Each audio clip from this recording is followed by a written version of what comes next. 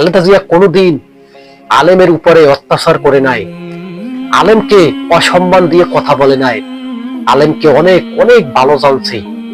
তার ভিতরে আলেমদের প্রতি একটা মহব্বত ছিল, আলেমদের প্রতি একটা মহব্বত ছিল। সে জানে আমি যদি মৃত্যুবরণ করি এই আলেমরাই আমাকে জানাজার পড়াবে, এই আলেমরাই আমার জন্য কান্না করবে।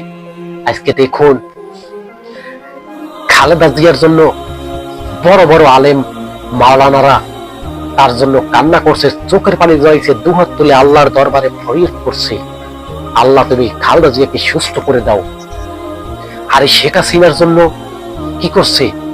মানুষের শুধু বদদোয়া বদদোয়া, মানুষের বদদোয়া।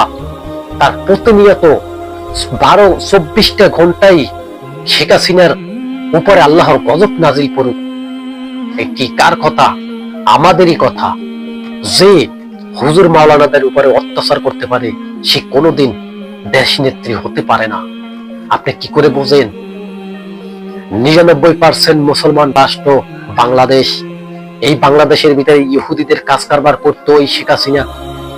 যে রাষ্ট্রের ভিতরে মূর্তি পূজা করে, যে প্রেসিডেন্ট, আপনার কি মনে হয় ওই প্রেসিডেন্ট কি কোনোদিন হুজুর মাওলানাদের ভালোবাসবে? না। যে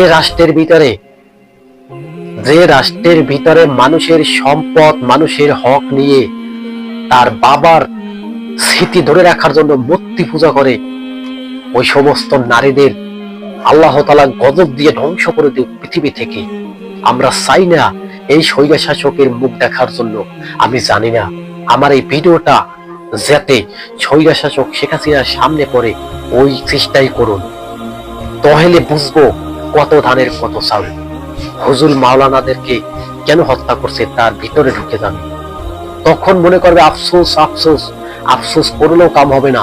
তুমি যদি এখন আলেমকে হাজার হাজারও ভালোবাসো, তবু আলেমদের মন তুমি পাবা না। কেননা শুরু থেকে তুমি আলেম সমাজকে ধ্বংস করার জন্য ষড়যন্ত্র করছো।